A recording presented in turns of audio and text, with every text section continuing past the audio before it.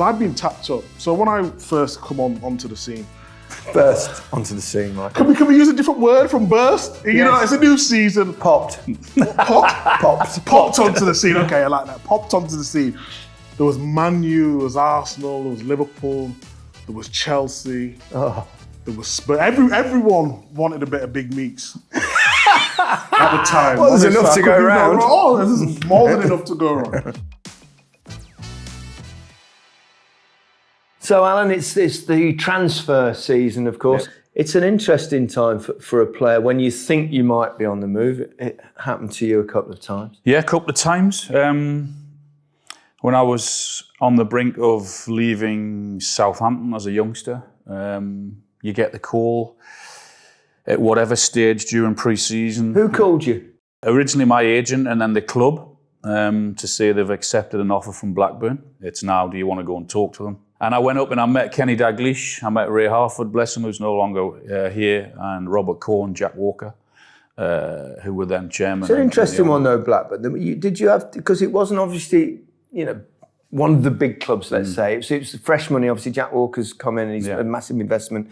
So was there an element of being a little bit nervous about that, but the trust maybe someone like Dalglish would have made all the difference? Yeah, and obviously knew Ray Harford. I'd worked with Ray Harford in the England under 21s, so I knew how great he was as a coach.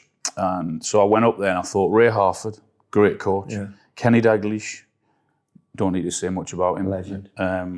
Jack Walker, this unbelievably talented, successful businessman who wanted to put all his money into his football club. So I thought, yeah, they've got a chance. And they'd only just been promoted from the old First Division, which of course it was then turned into the Premier League in 1992. And I remember Jack Walker, when I walked into the room, and he said to me, we will win the Premier League within 4 years. I promise you that. I was thinking, geez, that's a big statement. Really impressed with Kenny, what he had to say and what their plans were for the club, etc. Could you understand what Kenny had to say?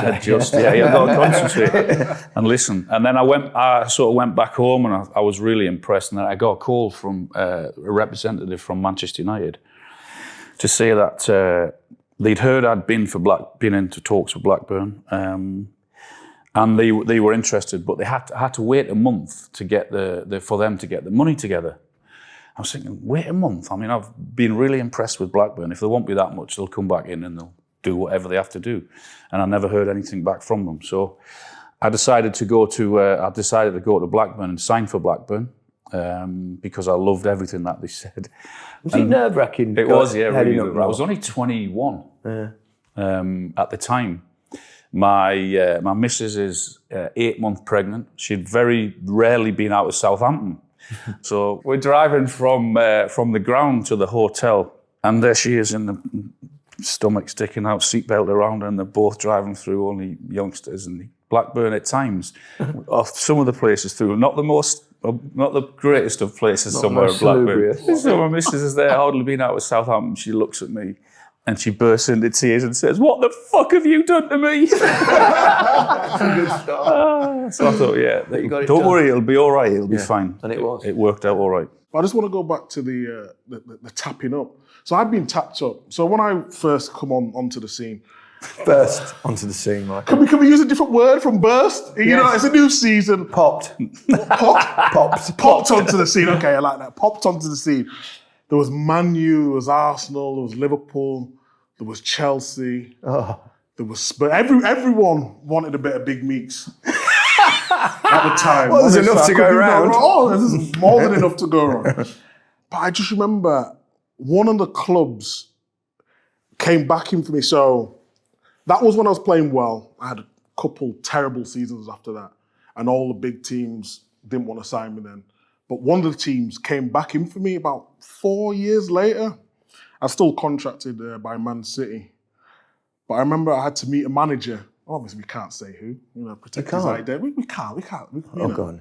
But it was tapping up. But I remember it was in the hotel in London, the Landmark. And I know I'm contracted under Man City, but I'm not playing. I'm sort of, surplus to requirements and all that.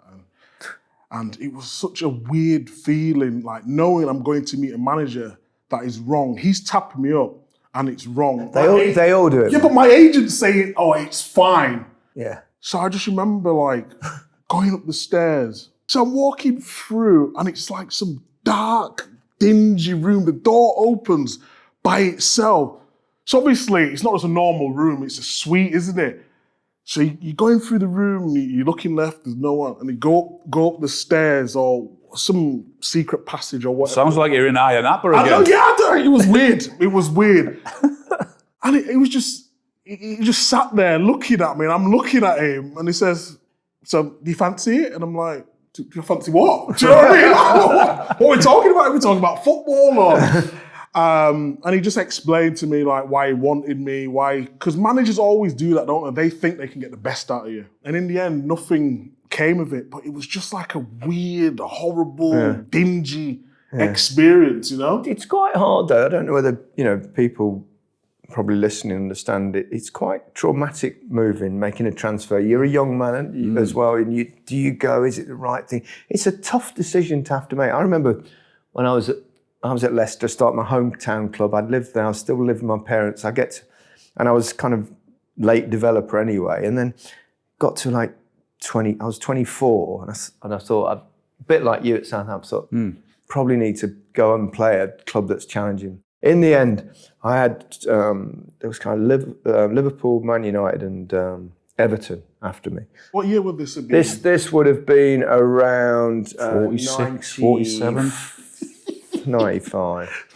Sorry, 85, not 95. Oh God, it's that long ago. Yeah, so 85. And in the end, I decided to go with Everton. They were a fantastic team at the time.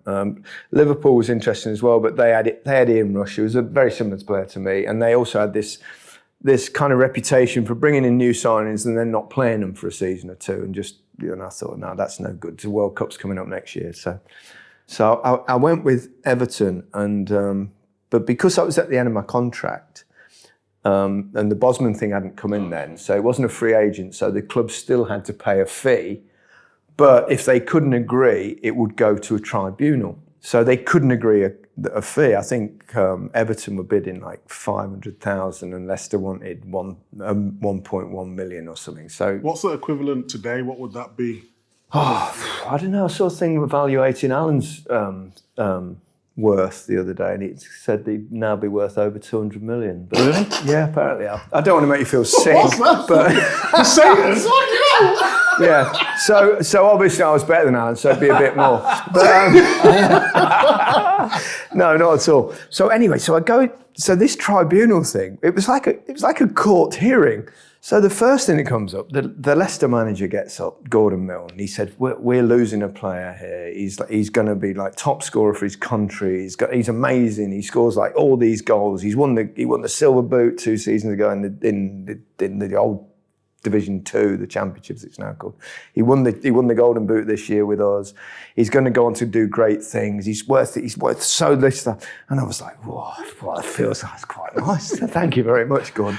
Howard Kendall gets up, who's about to buy me, and he goes, "Well, we're taking a real punt here." He said, "Honestly, it's a bit of a gamble, but we thought I can't really see him playing much in the first season at all." Really? He said his touch is not, this bit. He said there's something there that we think we can possibly work on, but we're not really think we should be paying that much money.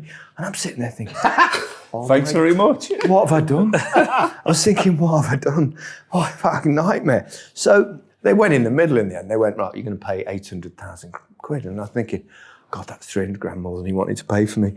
Oh my God, what have I done? What have I done? And we walk out the tribune when Howard Ken puts his arm around me and he went, "Hey son," he said, "don't you take any notice of that bollocks in there. I'm just trying to get the price down. You're going to be my star man." And then he jumped. So then he goes into a Sainsbury's. He buys like 4 bottles of champagne or something. We get on the train. We drank the whole lot on the train. We ended up somewhere in Southport at a Chinese, absolutely bladdered with my new manager. And it's a good start. It was a good start. When I was leaving Blackburn in '96, I had the choice between Newcastle and Manchester United.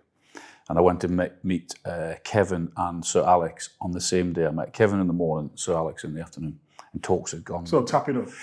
No, the club Blackburn were aware of it. They were fine with it. They understood what was going on. And met Kevin in the morning, great. And the first words in the afternoon, Sir Alex came in and said to me, he said, am I meeting you first or am I meeting you second? Really? Yeah. And I said, why? He just said, well, I just want to know. And I said, I've just met Kevin this morning. He said, that's me fucked. I've got no chance. I said, why? He said, well, always first impressions last. And I was like, really? Anyway, day went over.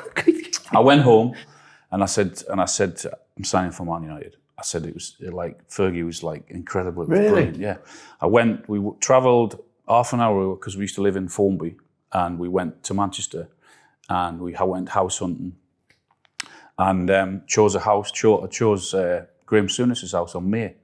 And then 2 days later, I got a call off Kevin to say, I'm flying to the Far East on pre-season. I would like an hour with you before I go, and that's it. So I go to meet him, believe it or not, at a hotel in Manchester Airport. So he stayed behind and the team flew over. And I had talks with him, and I rang my missus up. I said, I'm signing for Newcastle.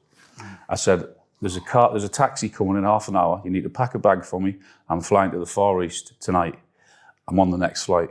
Can't you pack your own bag? It was too far away. She sent the bag to the hotel, and I never ever went back to that house.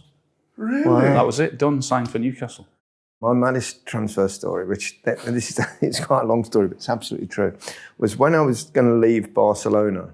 It was obvious I had to go because I'd had 2 really good seasons, and the last season I was being played on the right wing by Cruyff because you're only allowed 2 foreign players, and it was obvious he wanted his own foreign players. He was trying to mess me about. But anyway, cut a long story short, I didn't really know where I was going to go, and the club organised this thing, Barcelona, Juan Gaspar, who was the then vice president.